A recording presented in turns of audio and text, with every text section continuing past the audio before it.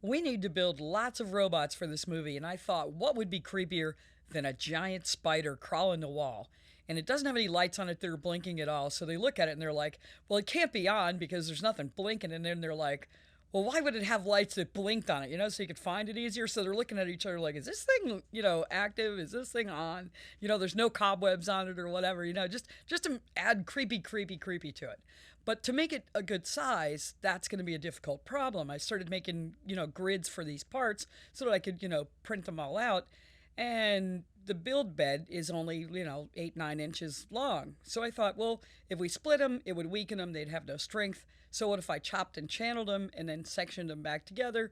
But I mean, how much room did you really gain? And then it dawned on me, why don't I just make ends and use traditional PVC pipe and just figure out what the size is?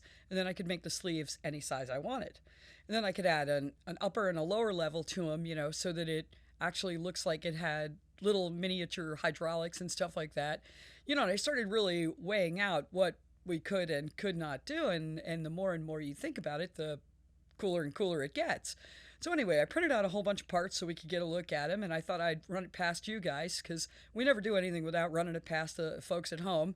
You guys give us such tremendous feedback, and I always want to hear from you. And we were thinking about maybe even making some of these for Halloween. Ooh. So what do you guys think of this big giant spider? I know a lot of you don't understand why we keep making things for this movie, but if you look at, traditional movies, there are 500 people working on them. They have a $50 million budget and they work on them for a solid year. It's a handful of us working on an extremely small budget. So, anyway, what do you guys think of the spider? Ooh, this is kind of a sneak peek.